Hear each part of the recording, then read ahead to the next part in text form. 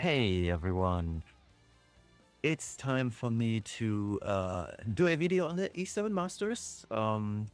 As you will be able to see, I'm recording the first group stage that was last week, basically, when you're watching this. So from April 11th, a week late, I just haven't found the time. I watched those almost live. I forgot to make a video, so I'm regretting it. But for the second group stage day, where Sindri is in, I'll make that video on the same day. So it's gonna be a little bit easier and there won't be much of a delay. So let me, oh yeah, before I start, there's one thing I want to make sure. Whenever I say somebody had a bad draft, or when I criticize somebody for certain drafting choices, please keep in mind that I'm sitting here comfortably in my chair, armchair gaming. It's all after the fact.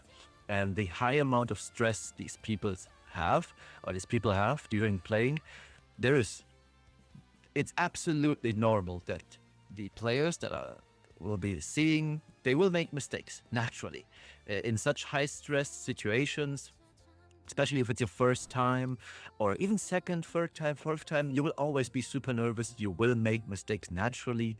I do not mean to offend anybody when I say when it's a bad draft or bad unit pick or a bad play. It happens to everybody. It would 2,000% happen to me, and it'd be fully alright to criticize me for bad choices as well. Nobody's perfect, and especially in high stress situations such as these, mistakes happen. Nonetheless, we all can learn from this, and there are, especially in the Richard games, which we'll see, some peak gaming. So some people really can handle stress well, and we'll see that in this watch party today. So let me activate display capture, because I already have the video open in the back. So let's dive right in. This is the matches for today. So we've got alibi versus Jimbo, MagicQi versus GuiWuyoinlan for the first rounds. Then we've got 1080-50. She's really good at the game set, as well as Richard. The second group stage B, amazing games all around. In my opinion, Shuizhe and Fibers also two amazing players. Not to dismiss Jimbo, MagicQi, alibi, and GuiWuyoinlan. All 8 of them super players. So let's get right into it. I will mute the stream. We can, I believe, forward this a little bit.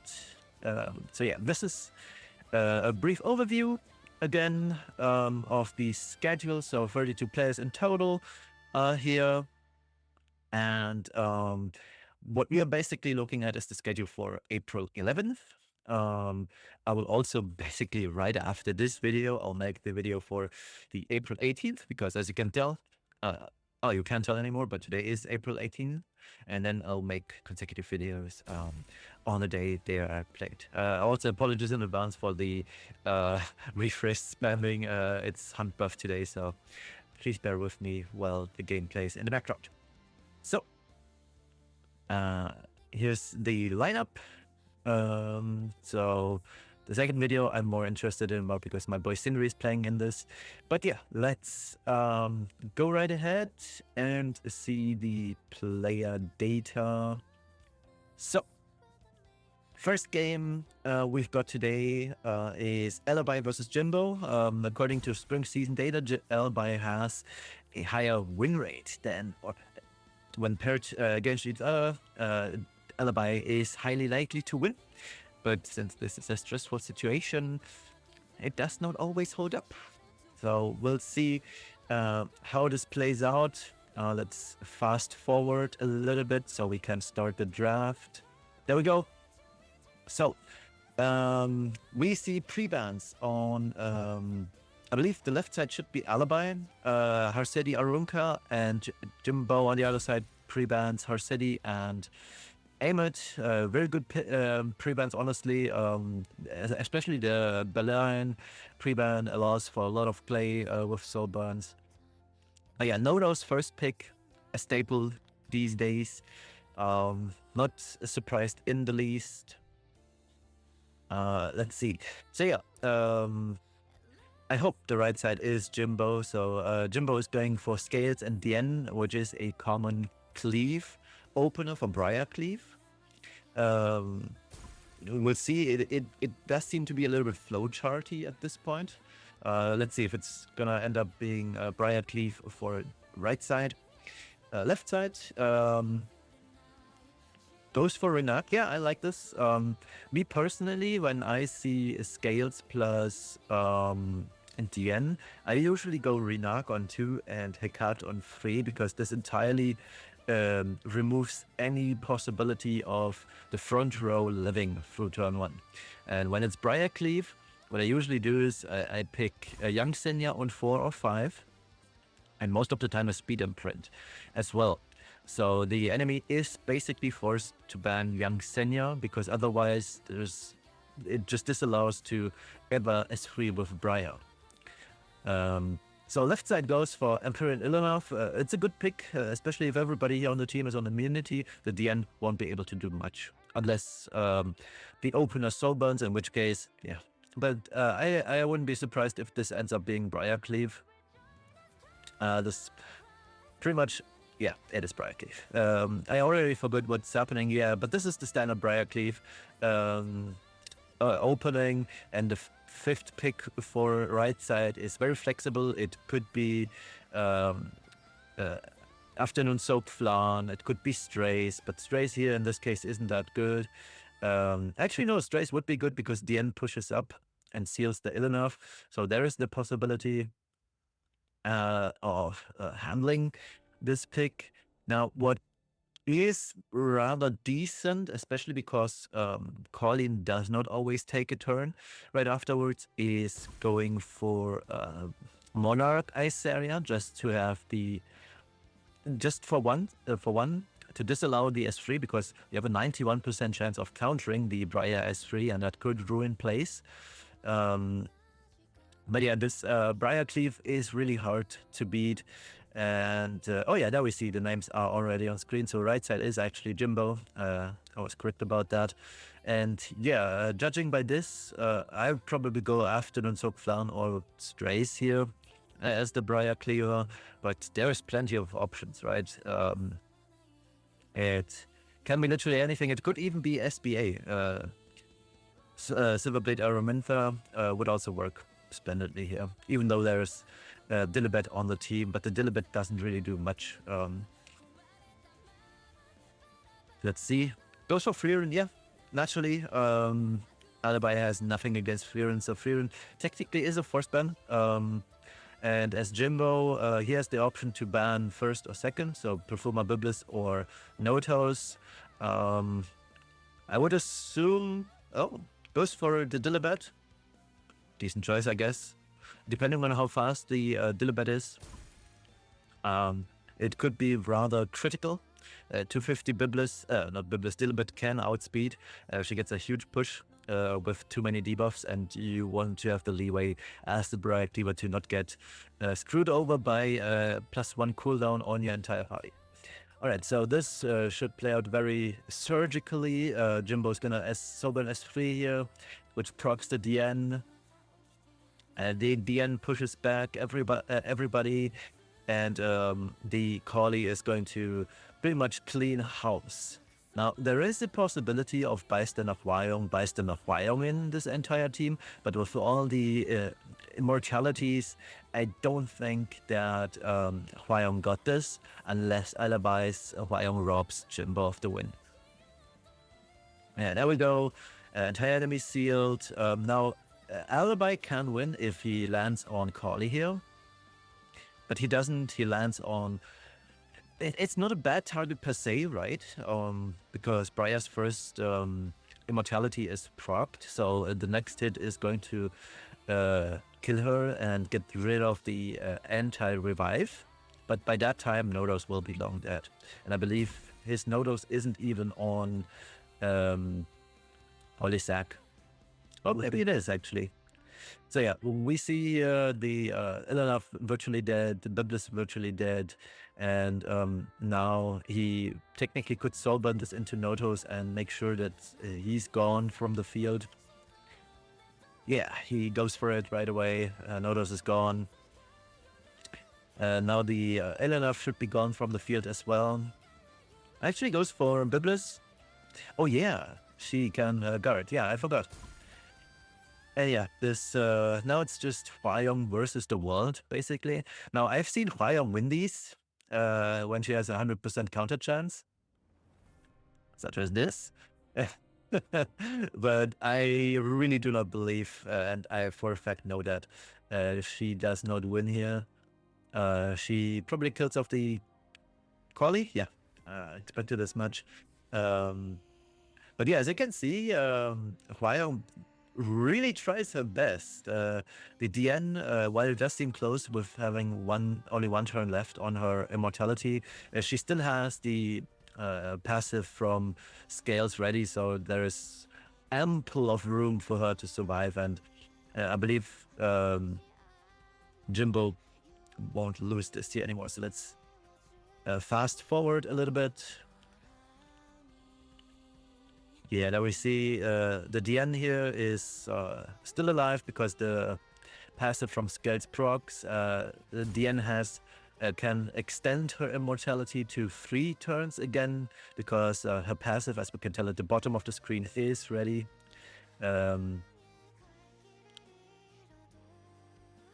Wait, why didn't Jimbo soulburn here?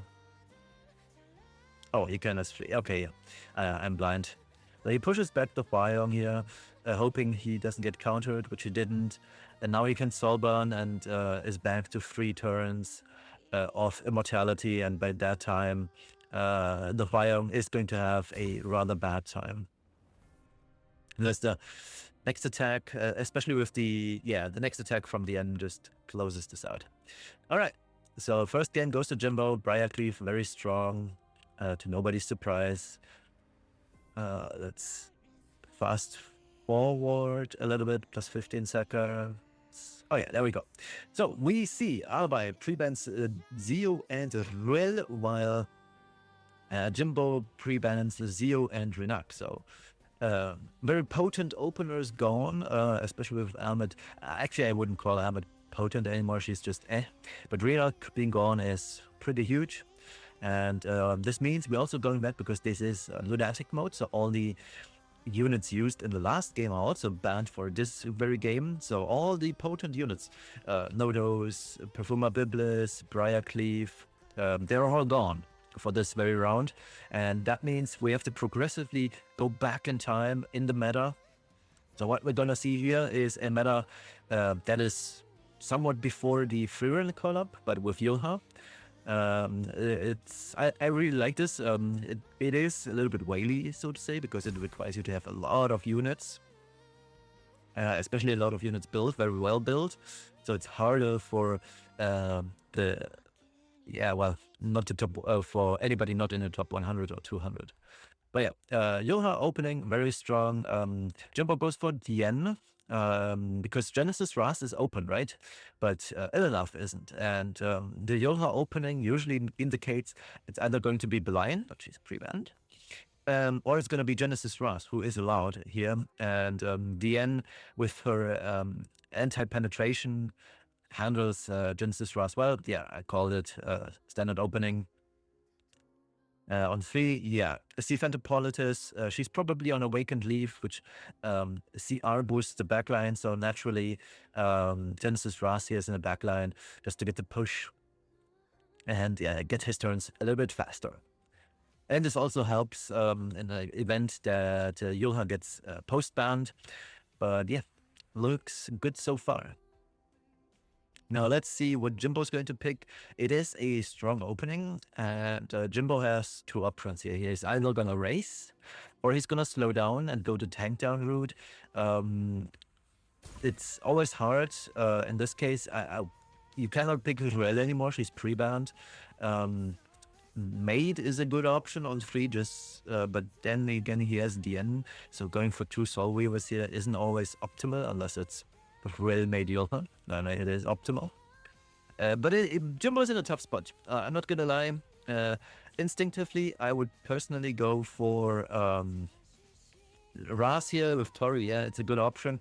Me personally, I would probably go Shu on 3 just to reduce the damage to Genesis Ras can dish out, or I'd pick a what's it called? A mitigation on 3, and then Shu on 4.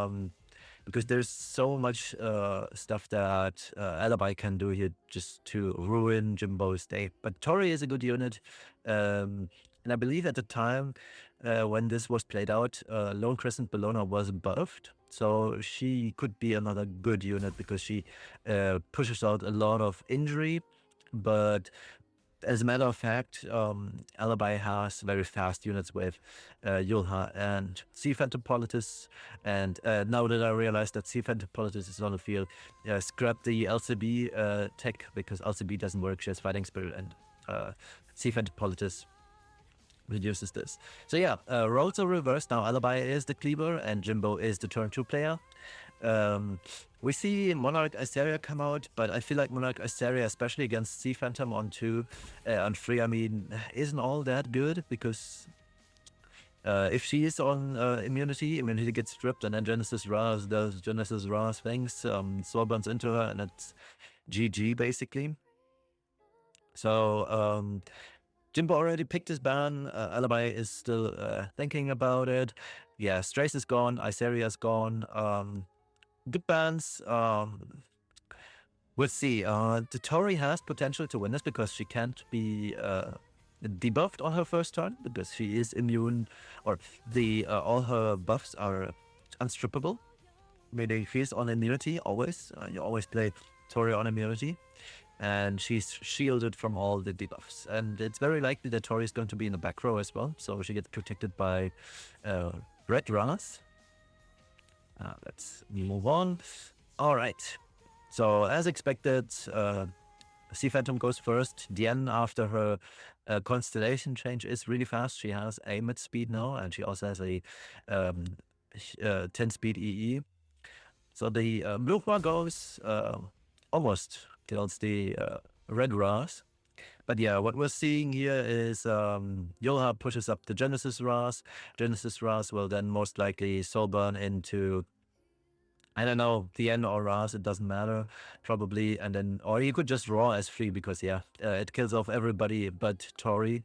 And it's going to be an uphill battle for Jimbo in this case because, yeah, Tori has potential to do things here. But once her immunity is gone, I feel like it's Jova. And he has to kill you. Yeah, it's actually Jova. Yula even outsped. He wasn't winning this. So yeah, very clean game. Let's move ahead a little bit. There we go. Here's the draft. So we skipped ahead a little bit, but it's fine. Jimbo now, because in lunatic mode, the units from round 1 are available again. So Jimbo pre-banned Nodos and Perfumer, while Alibi pre-banned Lady and Nodos. Which means all these cleave options, Briar Cleave, for example, is available again. So what Jimbo could do here is DN Tactical Collie, and on 3 he's probably gonna, or might go Briar again. That's also a very strong opening. Now Briar Cleave without Lady of the Scales isn't all that potent as it is, but it's still incredibly strong regardless. All right. Let's finish out the draft. I don't want to prolong this video too long. It's just 19 minutes already. So let's go to the end. And we're seeing Jimbo went for Round Cleave in this case, while Alibi went for Tumoka Cleave. Let's see who is the faster. Technically speaking, Alibi has better speed imprints because he has Silk on the party. Silk is 14 speed imprint. And Jimbo got his 14 speeder or 14 speed imprint banned. So let's see who outspeeds, because I don't remember who actually did.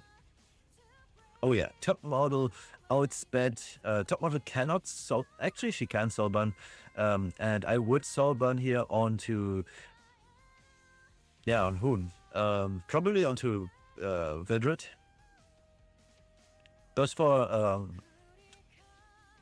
Ran, kills, but he didn't sober, interestingly enough. I find that curious, but I mean, it doesn't matter at the end of the day. Yeah. Alibi won this. Very good plays, very good plays. All right, now we've got MagicQi against GuiWuyoinlan.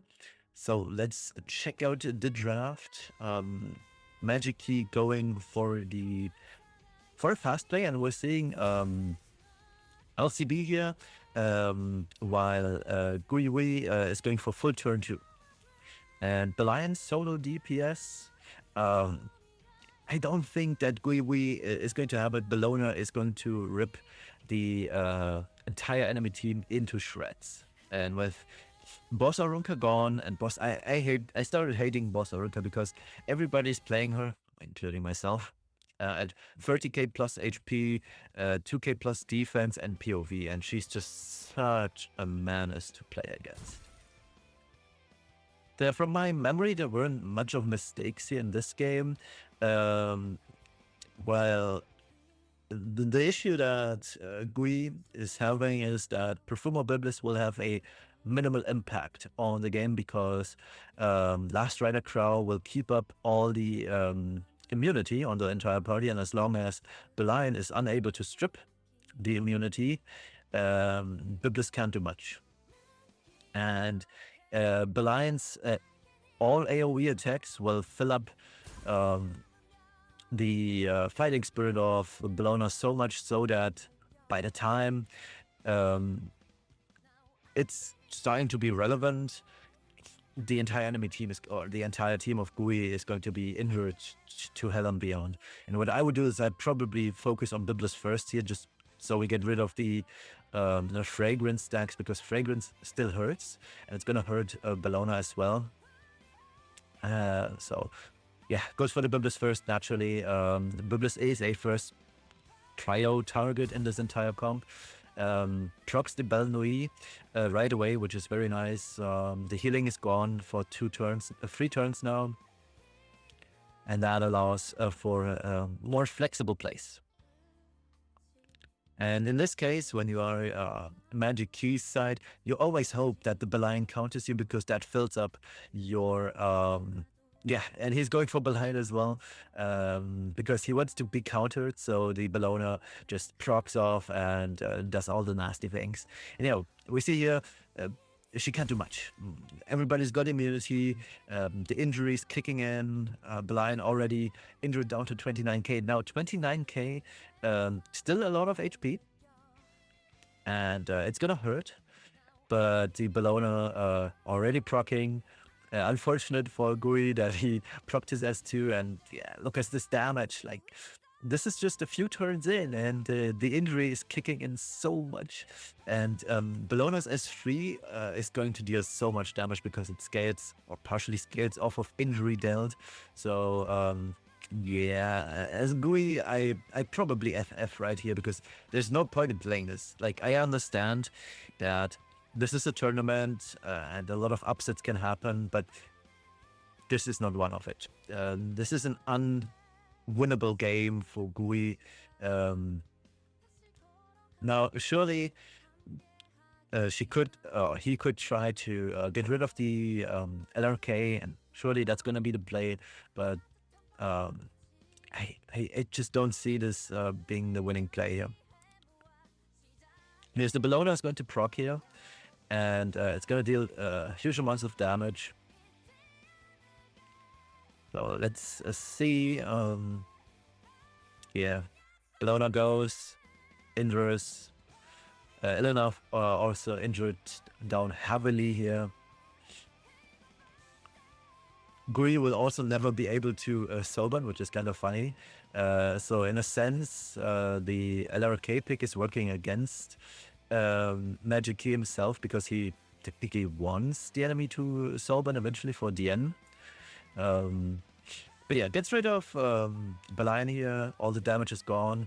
That also means that all the fighting spirit acquisition is reduced by some degree. I find it interesting that Gui is on Bastion for Eleanor. It makes sense. I also do put Bastion on Eleanor occasionally, but most likely or most often for just Guild Wars.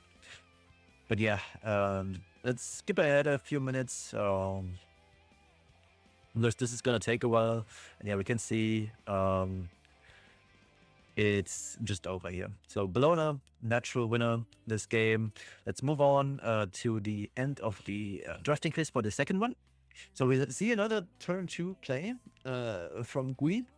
Lots of support. It's going to be either solo DPS, Frieren, or Celine. Meanwhile, MagicQi is just cleaving. We see Aki, a very potent unit.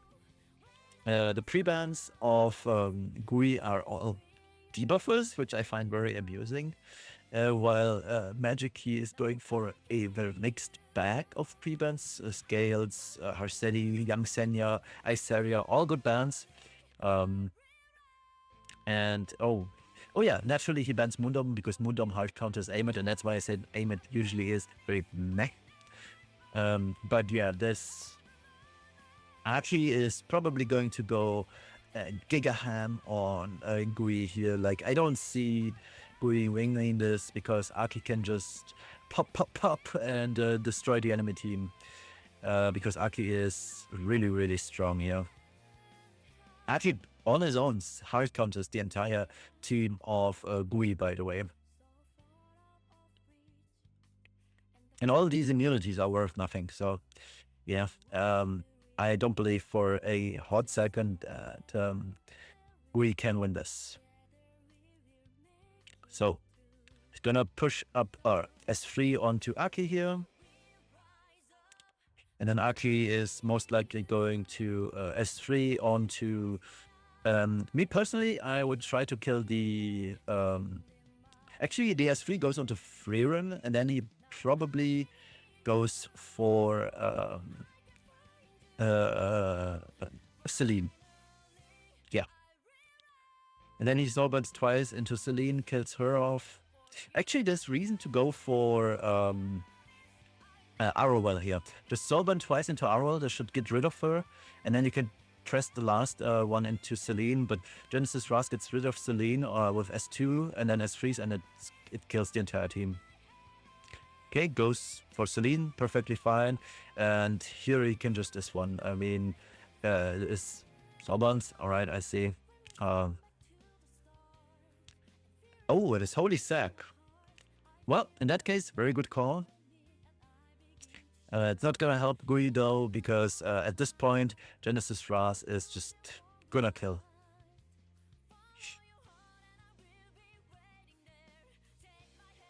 Let's go, Superhuman Ras. Now, if he wants to make it sure that it actually kills, he could Soulburn or just S2 into Mage just to reduce her HP pool. Yeah, he does. He even Soulburns because why not? We don't need to save souls for Epic 8. And then he just S3s and yeah, the Mage should be gone. Mind kills at least, yeah. Very clean and surgical by MagicQi as expected. So let's move on to the next game. There we go. It's alibi. Oh no, that's just... Oh, why is it MagicQi against alibi again?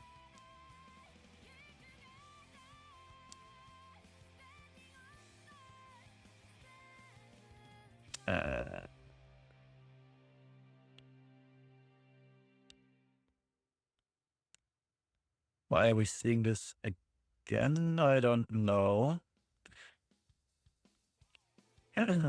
Oh yeah, MagicQi against alibi, yeah.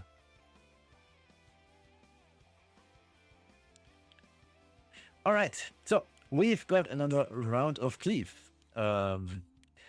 Rina Cleave / Tomoka Cleave versus Amit Cleave. So I really like the Fenris pick here by MagicQi because it kind of is a nice tech against Kali when you get outsped. Ideally, you don't want to be outsped, naturally. It's going to be interesting. The Renak has a higher base speed, And Alibi has 3 speed imprints, whereas MagicQi only has 1. So the Renak should outspeed here, and that's gonna be game. You has 2 the free run, you has 3 into whoever you want, and if you're on pursuit, you win right here and there.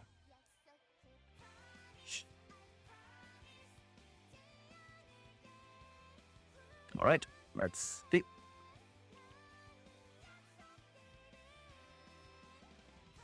Oh yeah. However, what I didn't mention is the Fenris could still upset this game. But let's see. Now, yes. Wait, did he actually go for aim it? Is he that confident to kill the Furin? Because if this is an 8.5k Furin, it's gonna be a tough game. Now, always he can always kill off the Furin with Veronica, but usually aimits have more than 10k HP, even at 320 speed. Naturally dies. Oh, okay. So this was a super high damage and super low HP Furin. That was a good read on his end. And yeah, very nice and clean. Nothing to be afraid of. Oh yeah, right. Naturally, Alibi won 2-0 against MagicQi. So we'll see Jimbo versus Gui now. All right, let's see the games. There you go, the draft phase.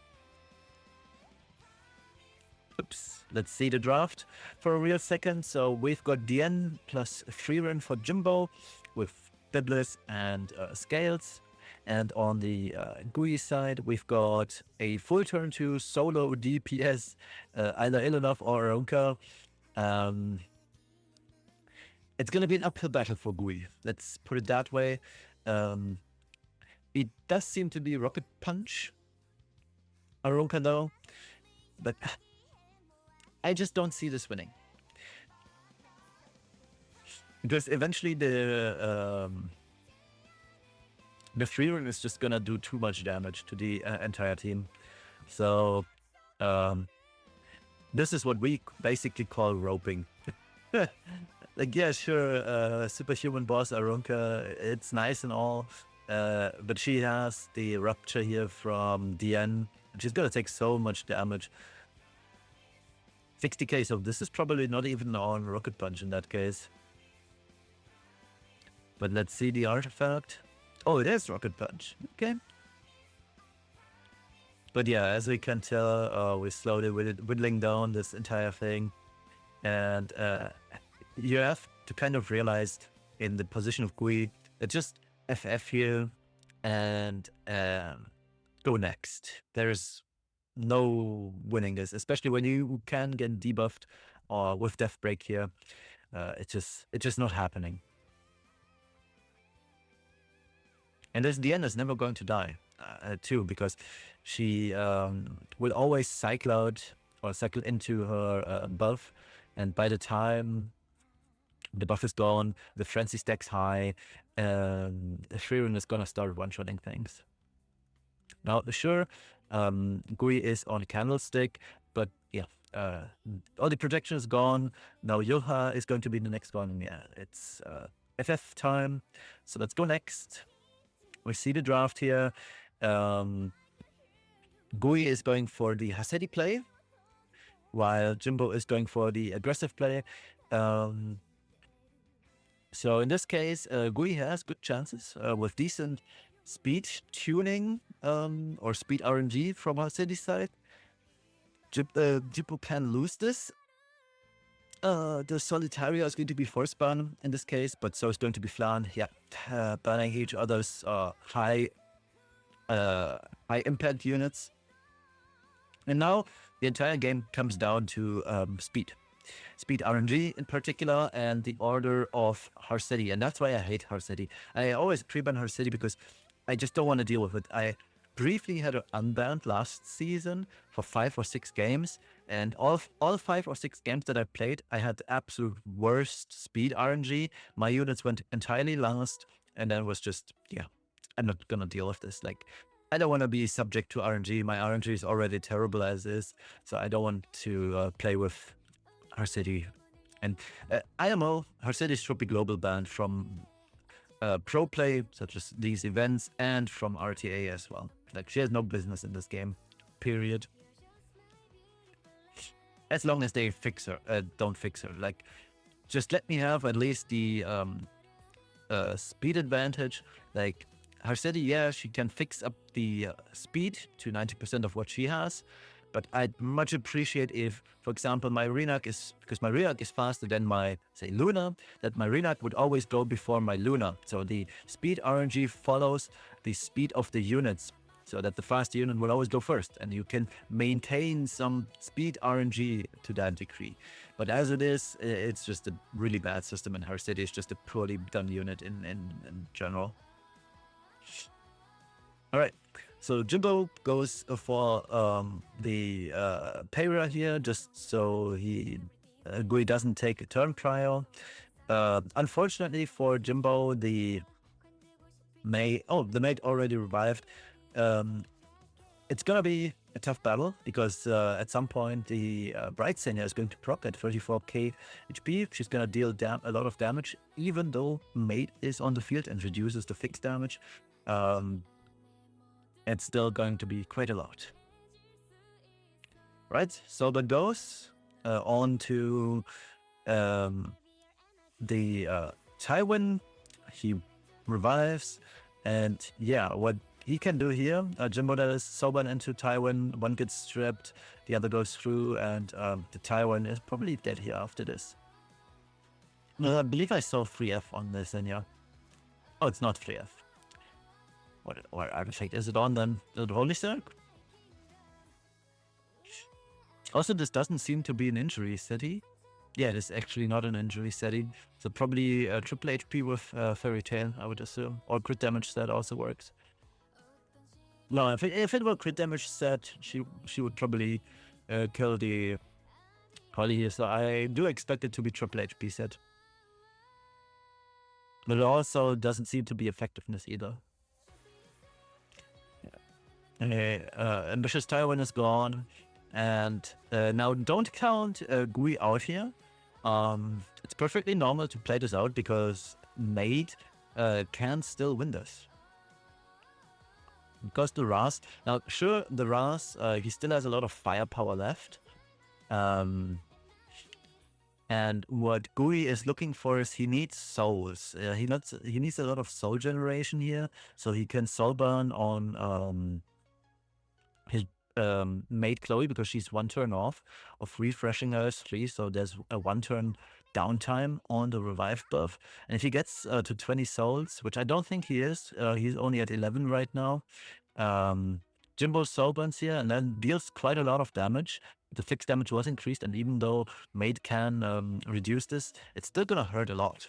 And the Genesis Ras has S2 ready, but I would also just S1 into the mate. The mate cannot soul burn. All the buffs are gone now, and what's going to be left here is that. And it's going to be a hard play because Genesis Rust is going to lose his buffs here. Naturally, okay. Gracefield 1, this should be Jimbo, right? Because the issue is that Gui can't win. Sure, our city survives because she has revive, but that's gonna be it. There's no way to deal with another soul burn from the Bright Senior here.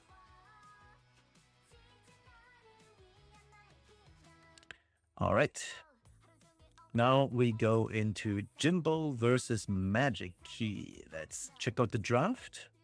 So we see Lady and her city pre-bans, as well as her city and Blind pre-bans.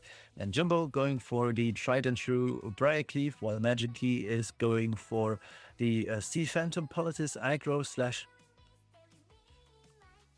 Cleave.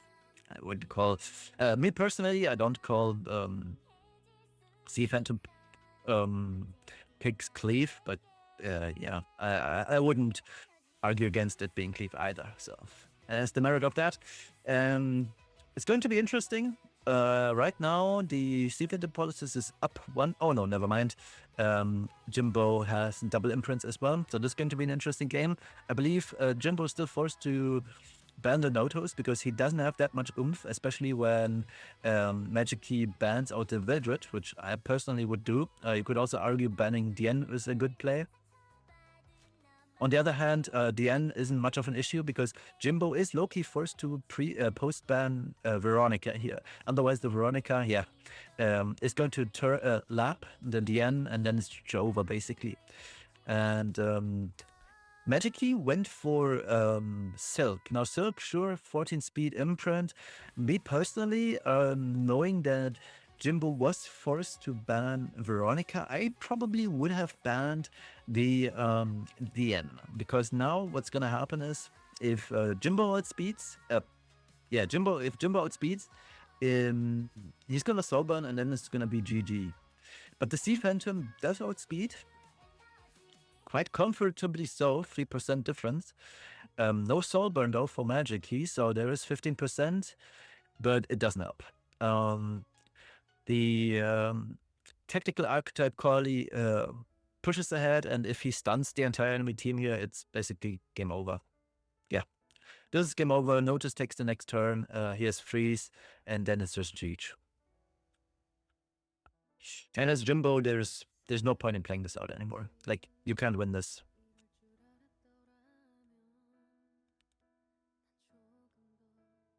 And that's the thing I like and dislike about Notos at the same time, right? Once in these situations, when you're in Jimbo's position, is if you're in his position, like, yeah, do I really want to play this out? Because at the end of the day, you will never be able to kill the Notos. The Notos probably has 3.4k defense. He has 60k plus HP.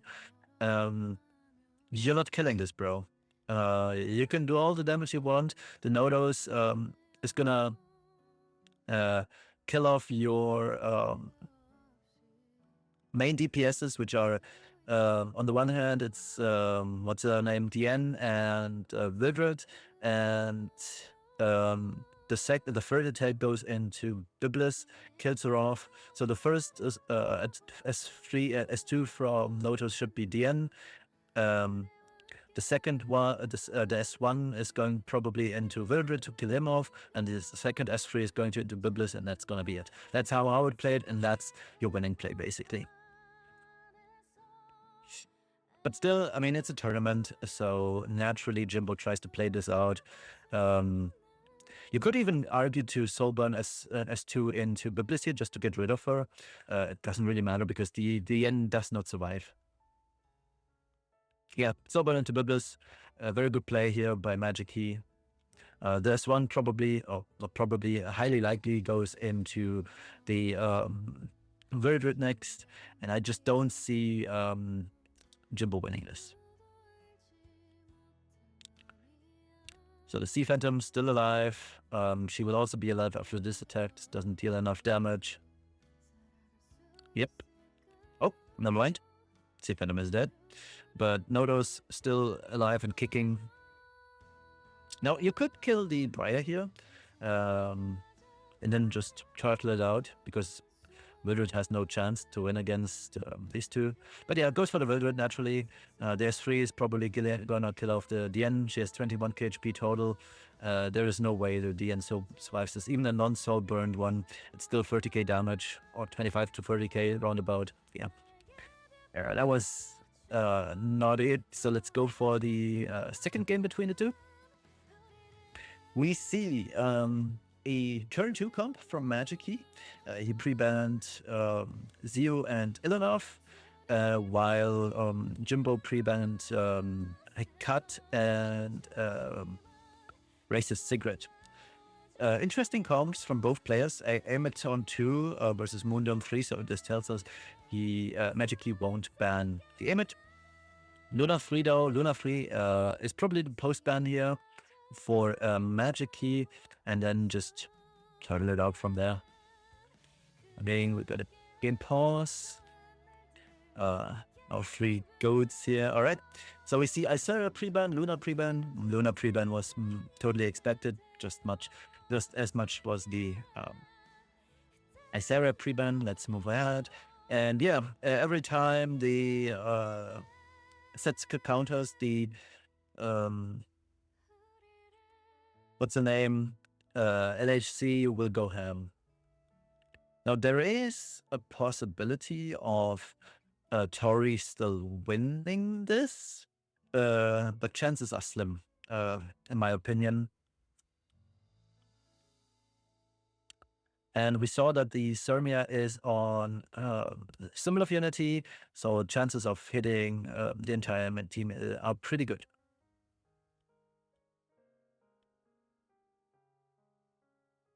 Right, now we see Proof Aronka naturally 30k HP, probably 2k plus defense and POV. You hate to see it. Good, yeah. I like these games more. They're more fun to watch. There's more room for error, more room for analysis.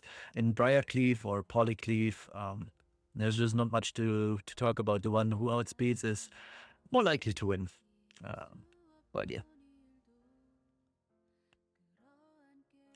All right, Freeran goes for S3. There isn't much issue here. The Emmet is dead right away. The Tori is about to go now. Cascade procs. She probably kills off the NHC just to get rid of her.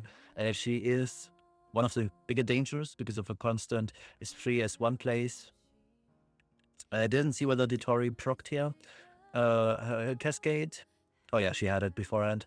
So yeah, that's probably goodbye NHC in this case. And then it's just gonna be until Yulha can revive. Oh, Yulha can even revive right away. So it might actually be, yeah. I was about to say, killing Yulha here is probably a good play because Tori will for sure survive another day.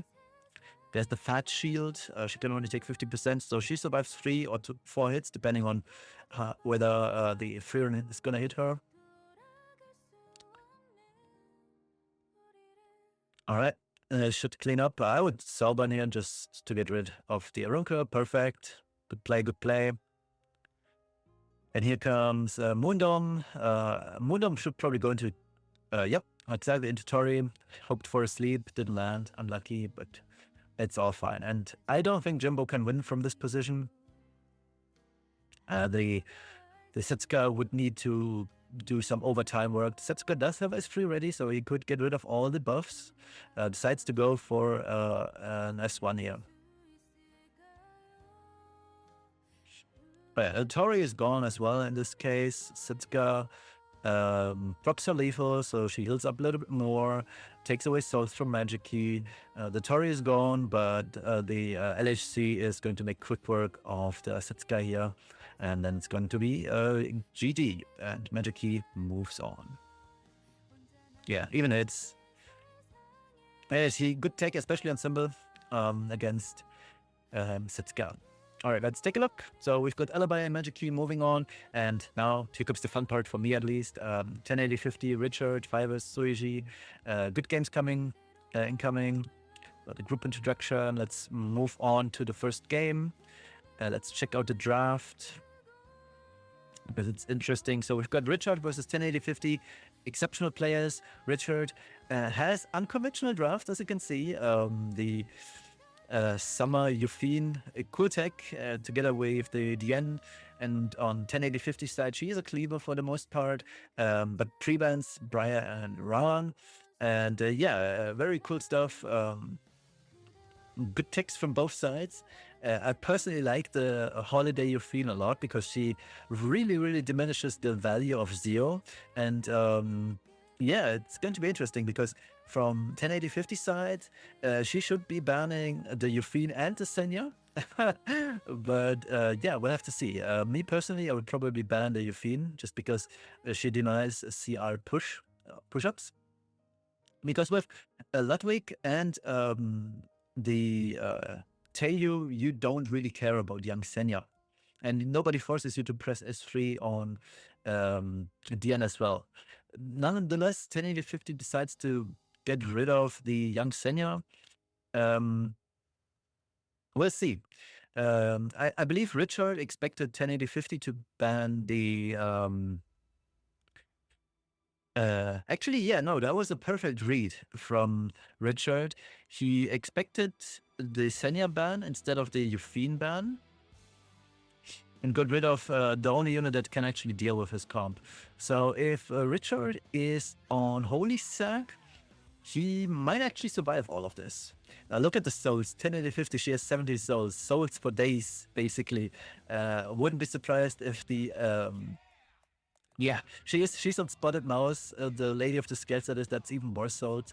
It's kind of funny. It's a good tech, honestly, and yeah, let's check. I don't think Richard wins from this position, but let's see. Yeah, and this is why I pre-ban Zio too, alongside Horsetti. I just don't want to be caught in a situation such as this. We just get cleaved down. Like, yeah, Notice comes back, but with all these souls, S1 into Notice again, and this guarantees to swipe on the enemy team. Like, very surgical from 1080-50, very little room for error. There's basically, that's just your playbook of cleave. Like, you can't do much. Richard obviously plays this out, but that was an unwinnable game from start to finish. There wasn't really much to do here. Now, me personally, in hindsight, I would have banned the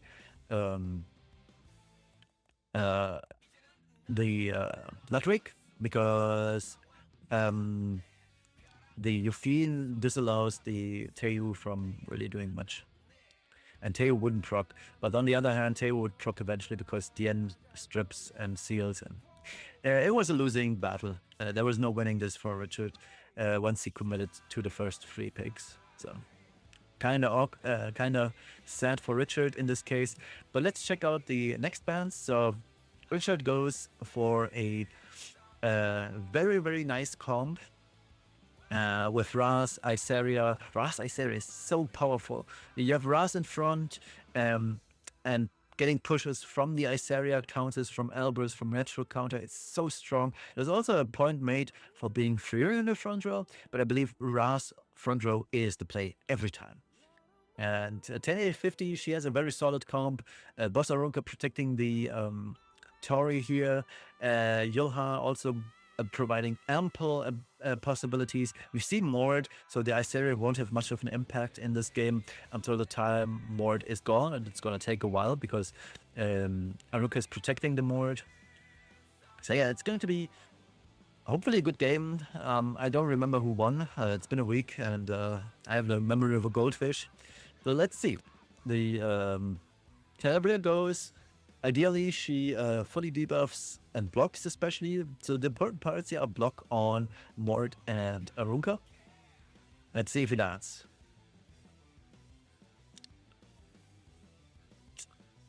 He lands good stuff. Unfortunately for Richard, block persists. Didn't apply to Mord. So 1080-50 can put the superhuman onto the Mord. And that's going to deal quite a lot of damage. Mord countering right away. Very good counter, taking away 4 souls from Richard here. Also giving Tori another barrier, more HP basically, which is very, very helpful in this case. Now, as for Tenebria, naturally you would S2 here eventually. There is a point to be... Oh, that's a very unlucky counter for Richard. You could technically just wait out with the S2 until Tori loses her immunity. But on the other hand, you really need the stealth to A, not get targeted by the Tori here, and B, the Mord's damage is going to be reduced. But yeah, this is looking very rough for Richard. He can kill the Iseria here. Perfect. Very good play by 1080-50. Like I mentioned, she's so good. And oh yeah, Tori is on Master of Nightmare. So she has a 40% chance of taking infinite turns. And yeah, Genesis Ras instantly procs the Sacred Covenant and has a much harder time because the Mord can debuff him now. Now, granted, it's highly likely that the Genesis Ras has more HP than the Mord, so it comes down to effectiveness, but nothing stops 1080-50 from just superhumanizing the Mord and stunning or fearing the entire enemy team, minus the fear, obviously, because she's about to get immunity. Nonetheless, this game isn't over at all for Richard. It doesn't take much for Richard to still win this. And Richard is in a winning position because as long as he's conservative with his souls, 1080-50 has no winning position against the Sphere. So it's going to be interesting. This game isn't over yet. Now, 1080-50, her prior is getting rid of the Genesis Ras. Here, she probably brings back the boss Aruka, I would assume. So let's see. Yep.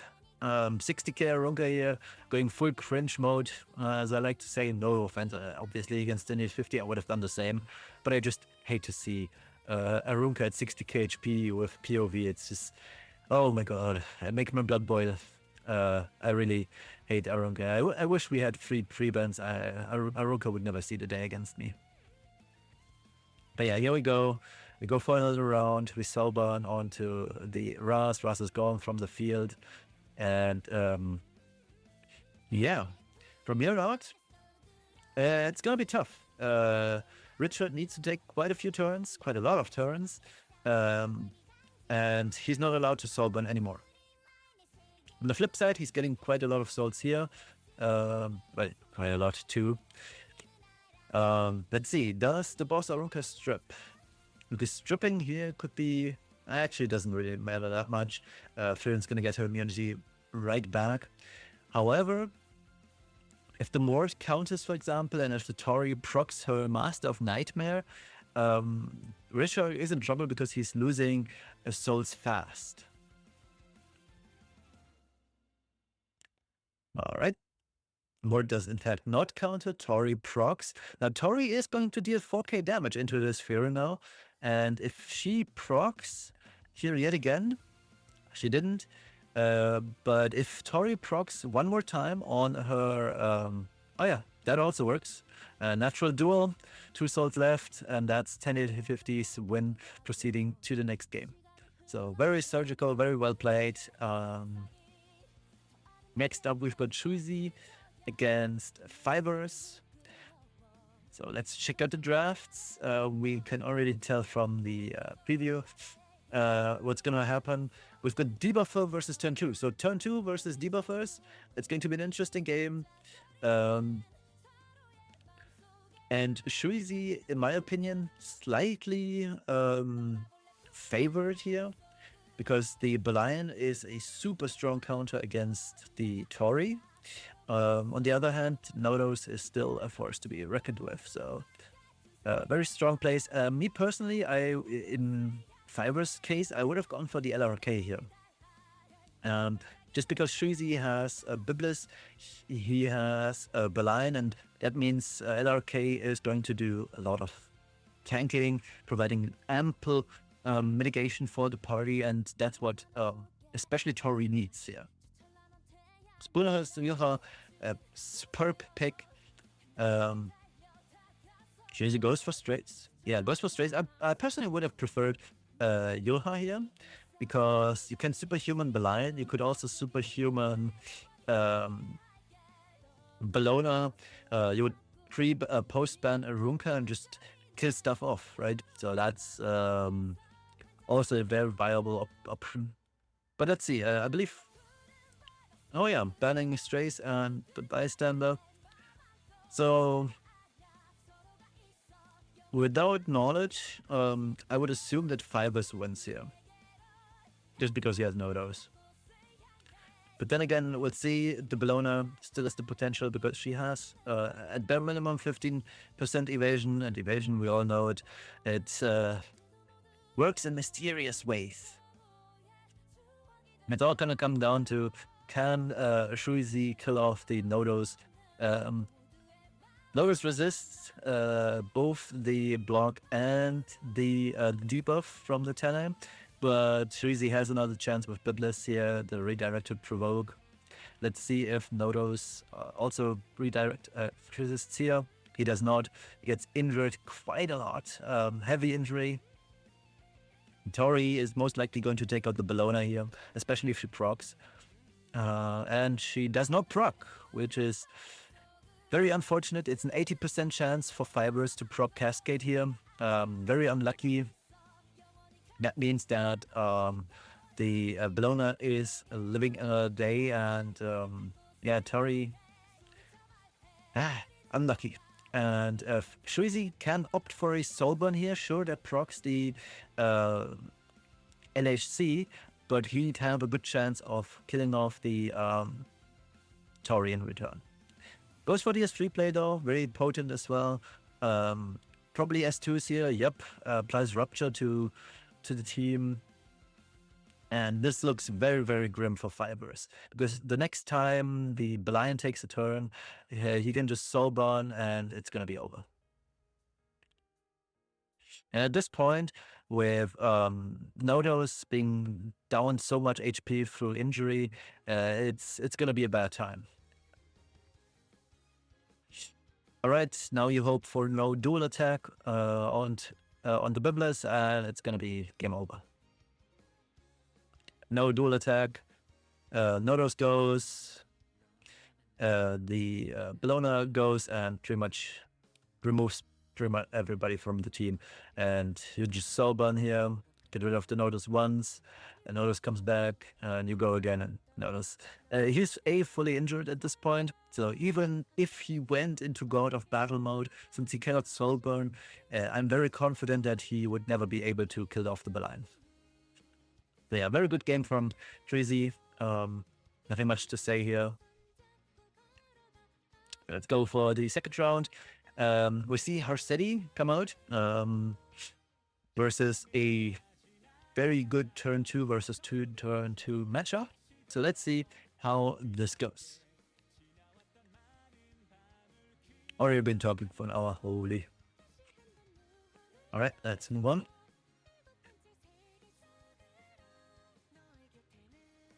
So, next up in the CR bar is the Aria.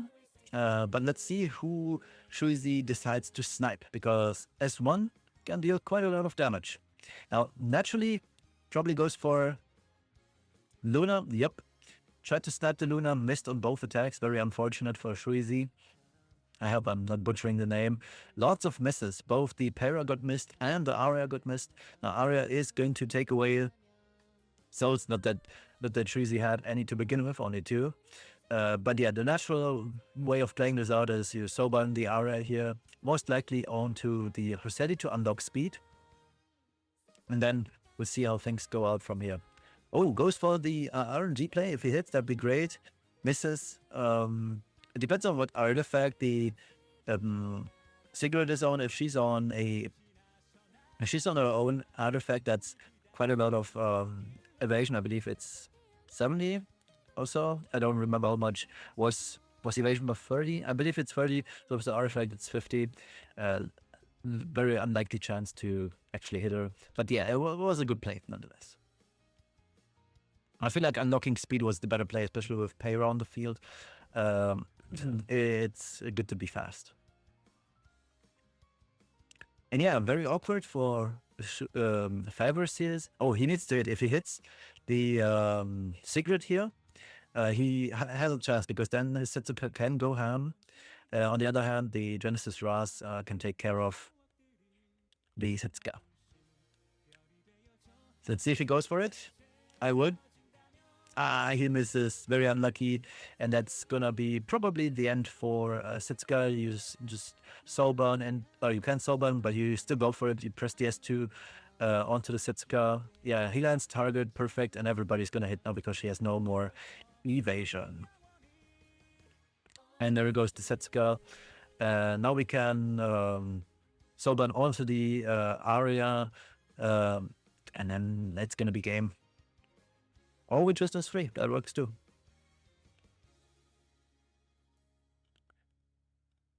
Yeah, it killed the Aria. Oh, 30k only.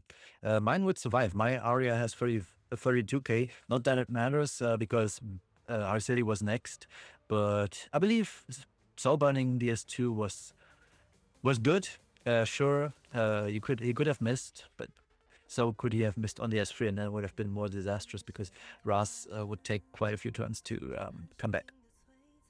So shuizhe, Group B, Match 2 winner, and now let's go to the losers bracket. There we go. Here's the overview. 10-50 versus shuizhe. Now we'll go with Richard against Fibers, I believe. Should be the next game. Oh no, we're going with 10-50 against shuizhe. All right, let's see in the drafts. So what shuizhe does is basically what I like to draft. Biblis, Renak, Hekat, especially when there's a Lady of the Scales. Now, unfortunately for shuizhe, 10-50 knows this draft very well and picks Iceria because it's just a natural hard counter and the Luna. And now you technically have to ban both units, both the Luna and the Iceria. It's going to be a little bit unlucky. And for 10-50, she has the option to just ban either the Renak or the Setsuka. Me personally, I just ban the Renak because it's less likely that shuizhe is going to ban off the Tenebria. Yeah. Perfect read from 10-50.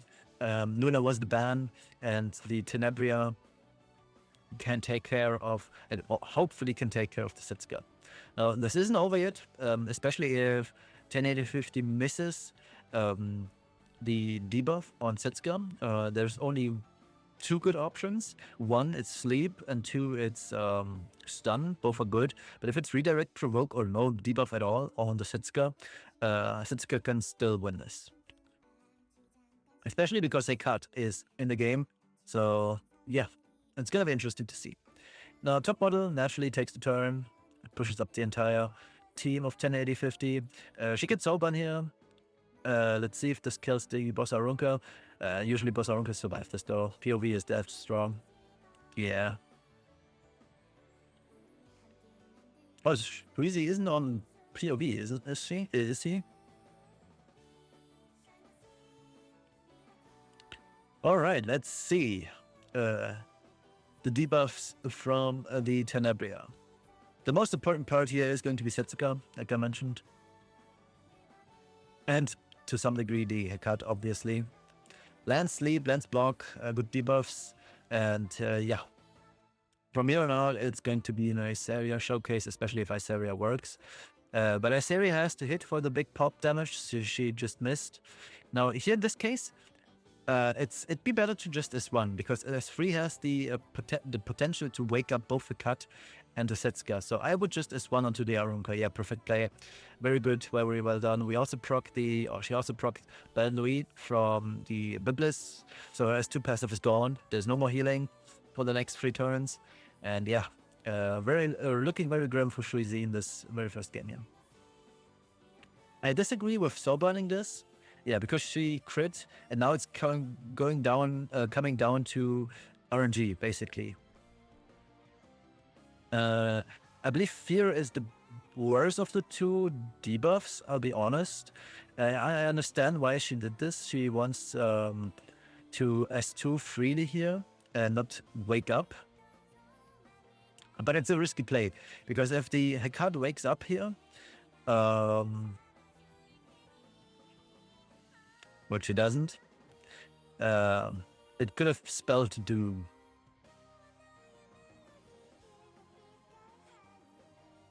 Alright, top model goes.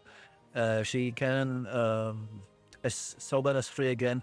I really dislike the top model buff though, because reducing a cooldown by 2, meaning she can S2, S3, S2, S3, S2, S3, it's kind of strong, and I really don't like it. But yeah, keeping up the Fear debuff, Fear slop as I like to call it. And yeah, now we go all into Setsuka, and once she's gone from the field, there's no winning this for shuizhe, and shuizhe should realize this soon. Goes for Hekat. I don't know, Hekat usually doesn't win against Iceria. Now, I lost against the card with my Iseria, because my Iseria in 29 turns had only one stack from her own S3. And yes, I am on counter set, but the odds of that, it's just 1 in a million games where this happens, so. I don't know. Battle has been paused. I don't know why. Let's wrap this up. 1080-50 naturally wins this. So let's go to the next game. Check the drafts. 1080-50 max disrespect. Just bans the green Ray. She's super confident in winning this entire matchup. Very ballsy of her. I'll give her that, but yeah, she's really good at the game. Exceptional player, so naturally. And yeah, 1080-50's draft against what Shuizhe has. I hate to say it, but 1080-50 is going to win this. Like, there is no way that Shuizhe can make a comeback from here.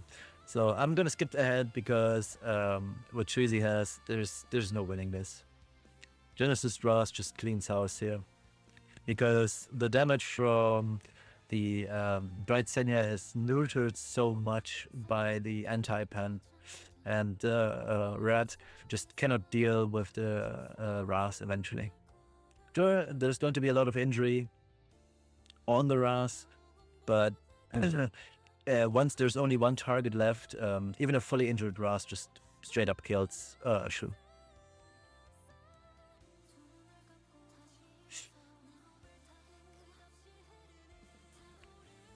Yeah, we're going to Sovelas 2 here again. Does she have? No, she can only has one. It's on 3F though, which is good damage. Genesis Ras is going to just this one. Perfect play. Shu is going to pop the Ras here now, and then Ras is back to full HP. Actually, that's what I... Yep. And actually, no, Senya's gone.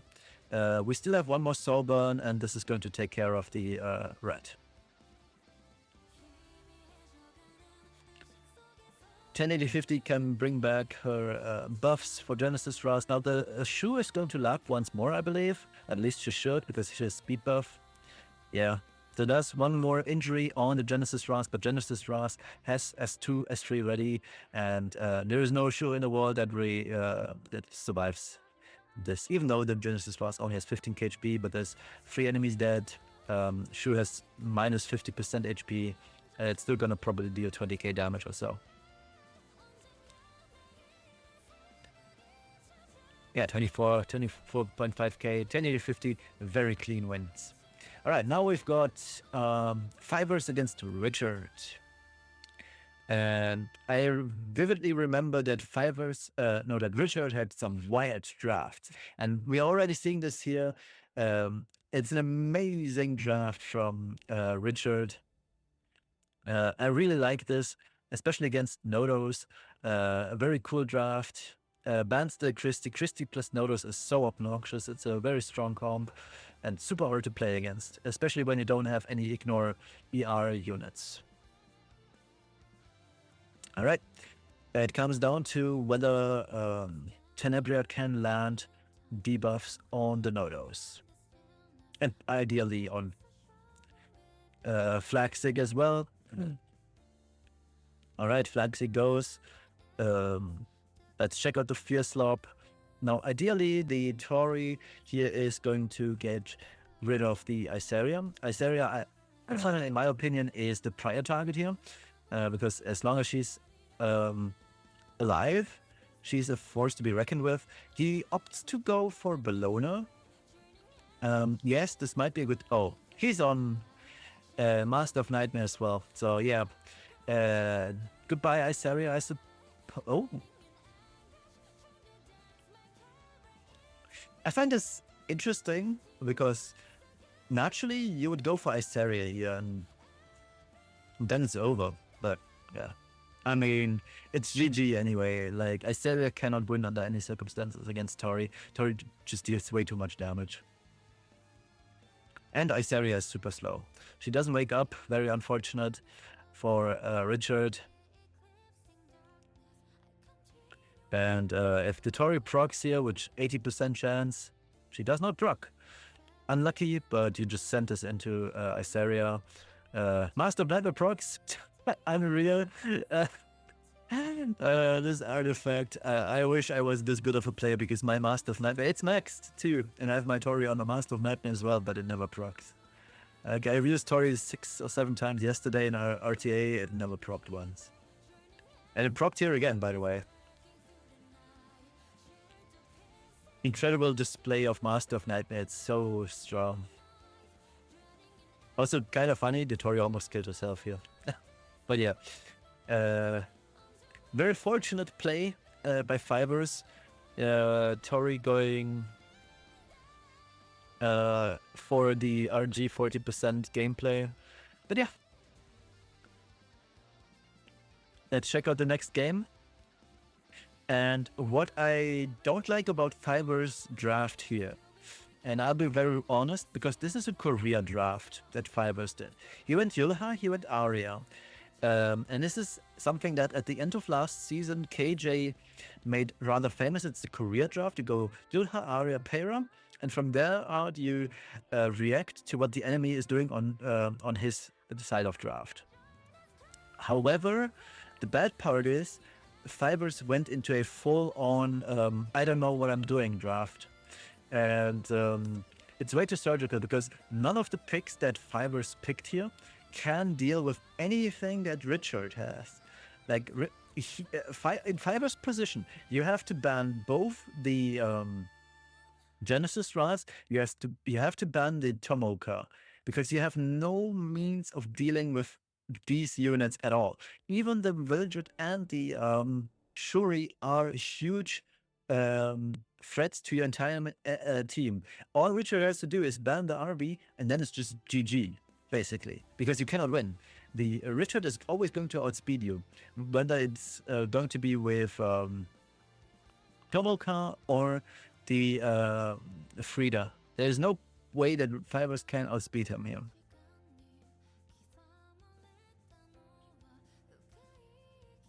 Richard decides to ban the Yulha. I disagree, because the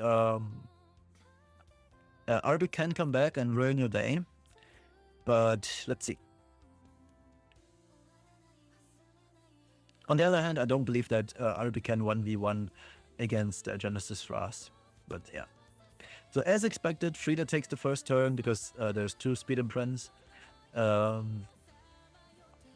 And let's see how this plays out.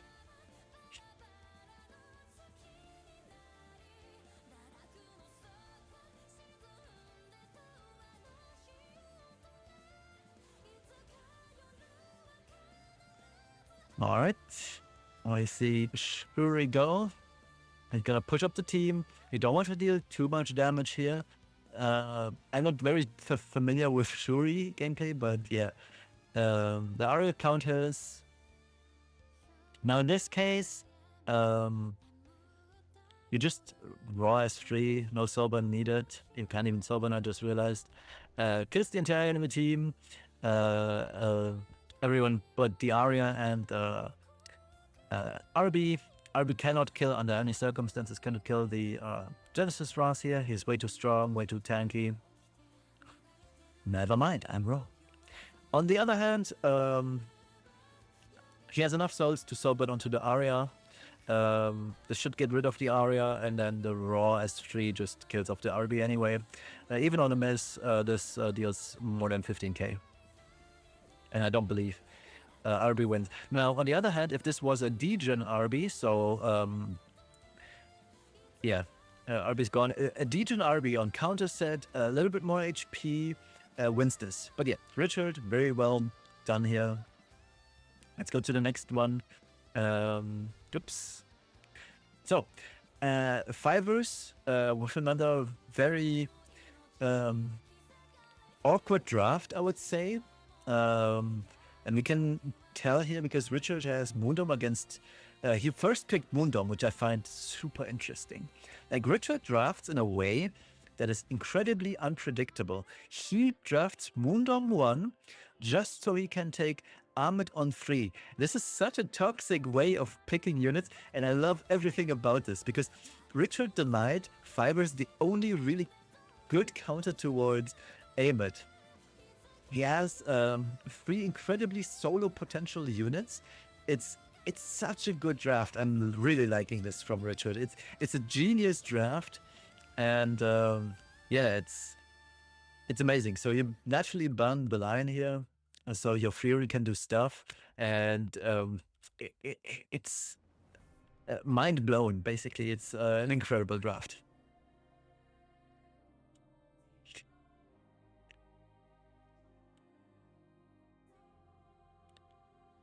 All right. We see Fibers being on a rather speedy Festive Eater. That is one of the newer techs. You just build a 320 Festive Eater, and then surprise your enemy with full spec of debuff, silence especially, and Death Break is nice to have, but you ideally want to silence. That's why you bring Festive Eater.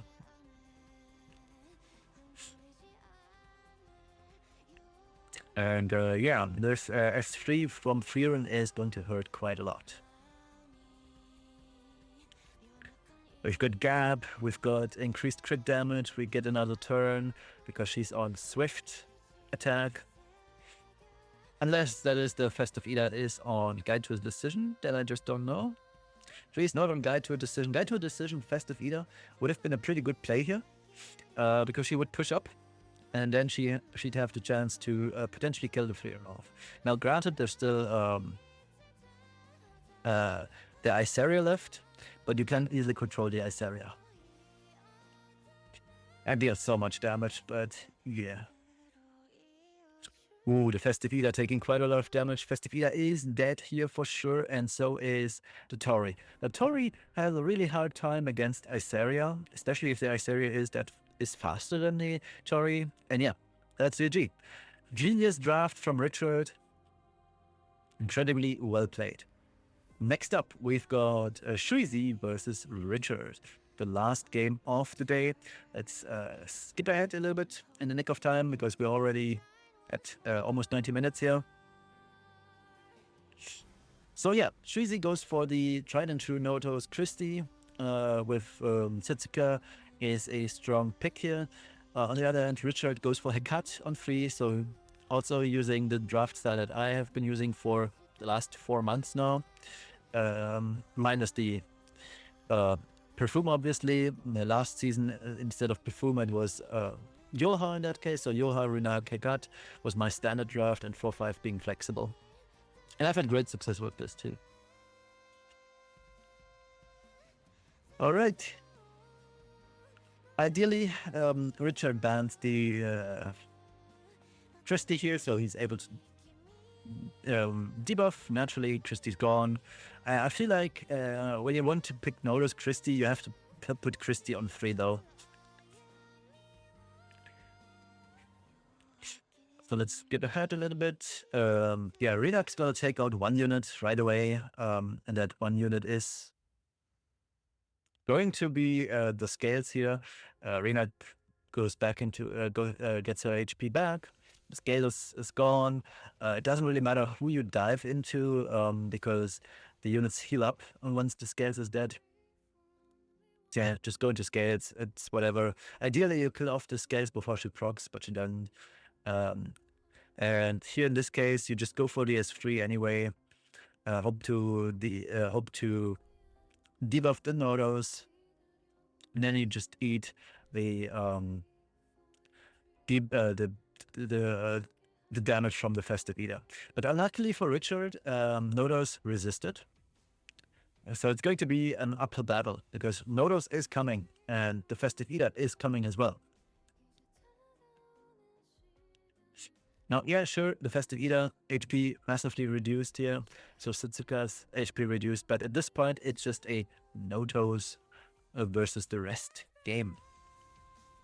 All these debuffs, they don't really matter much, because Notos is going to cleanse the palette, so to say.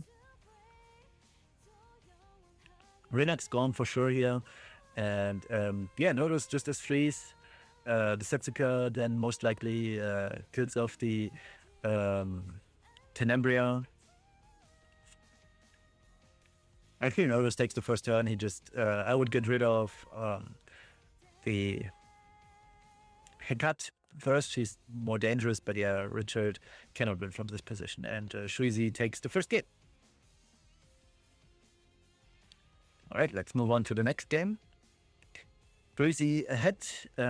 Richard, very unconventional first two picks into round. It is pretty cool though, because Shuizhe's draft is honestly looking kind of all over the place. Now Mort on 3, very good stuff against Isaria, makes total sense.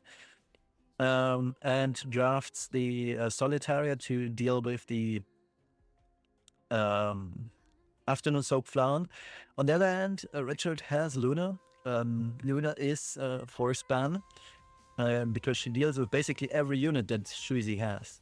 And on the other hand, he also kind of needs to ban the Flan because an obvious ban for Richard would be a Solitaria here.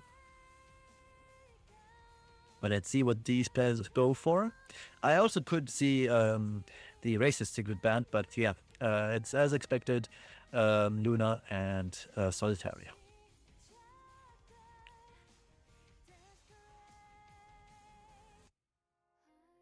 All right, let's see this play out. I believe that this game was a very good showcase of Richard's strength. So, we've got Richard here. He can opt for S2 to give himself immunity, or the party immunity. And here, there's a play to be made, and that's S1 instead of S3. Because S3 would proc, yep, he goes for it. It was the perfect play, hoping to hit the Racist Cigarette here. He has another chance. If he hits the Racist Cigarette here, it's basically game. And he does hit. The Dilibet has reduced damage. If she has freeze, she does barely anything. Sure, she could increase cooldowns, but she can't because everybody's on immunity. So the natural play is just this one into, yep, there we go. And what Richard can do here is just soulburn onto the Mort such that the Isaria unlocks her counters. Opts for just going for the Mort instead, which is also a very perfectly fine play. And what is coming is an S3 from the Isaria. The S3 is going to deal massive amounts of injury, both onto the Illunav and the Mort. The most important part here being the Mort, obviously. The less damage he has, the less HP he has, the less damage he deals. This is a very squishy Flan, as we can tell, that dealt quite a lot of damage. It's an American Flan, as we like to call it in Kudai Stop. With max damage like 4 to 5k attack, little HP, but yeah, if she hits really hard. Alright, we go for the S1, get our 100% evasion back. Mort almost dead, but here comes the Stompy Stomp, 28 HP. Very good Mort in that case. Let's see if he has the crit damage to boost too. Oh yeah, that's very good damage. Probably S1s into the Flan, and that'd be a good target to get rid of. He goes for the S3, wants to deal as much damage as possible to the Isaria as well. Here's a chance, or Shuizhe can opt for killing the Flan here, potentially, or getting rid of the Rasa's Sacred Covenant, which would also be a decent play. Yep, so go for Flan, yep, good play. And this here is Richard can just S2, S3 onto the Illunav. This will get rid of the Dilibet. I find this interesting. This choice. Sure, the Illunav already is procced. Not procced, but already used her S3. The Dilibet also used her Dispel, and now Isaria has open counters again.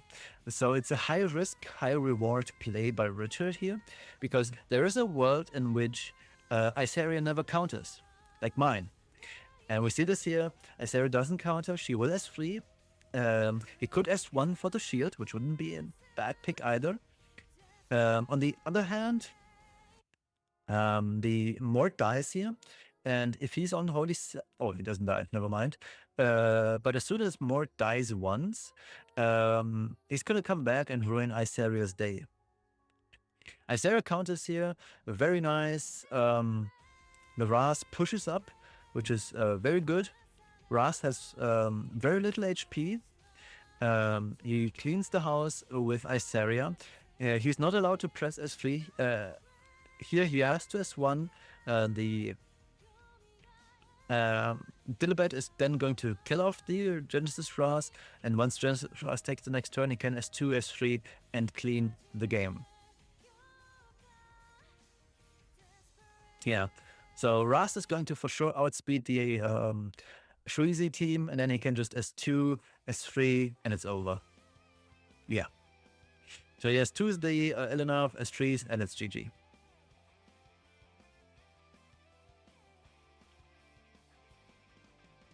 And here comes the Parish.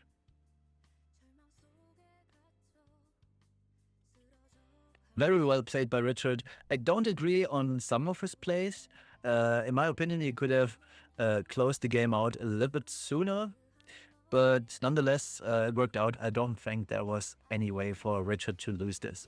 All right, last game for this video. We see shuizhe with Fern. Very based pick, I like this. Renak, he cut on 3 because there's a Skells. And we see on Richard's side a very cool comp with Tori. And then the pivot into Cleave. Very well done. Richard would just ban Renak. He has the speed advantage here. And yeah, it's going to be an uphill battle for shuizhe because the Tori, she deals with most of the enemy team.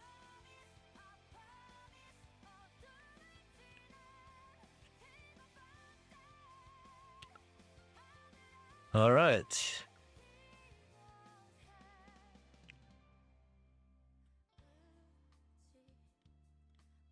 Richard taking the first turn, naturally. He pushes up his entire team.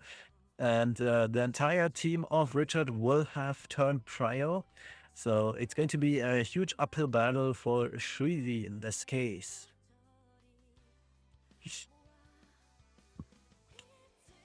Naturally, you could Soulban here. Increase the damage, reduce the cooldown.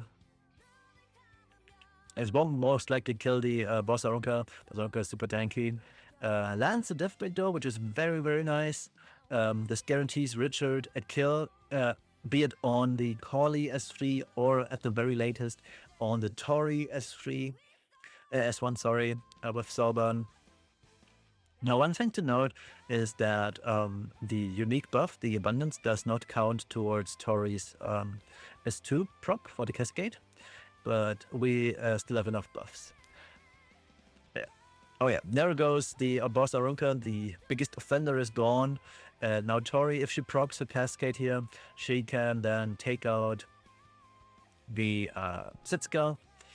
She did not proc, rather unfortunate, but he still has the hit chance buff, which is very potent regardless. And in this case, you probably go for... I would have personally gone for the cut here, because once she takes a turn, she is going to take out some units. But yeah, I mean, this top model unit, she's just that good. She can S3 again, if I'm not mistaken. Yeah, she can.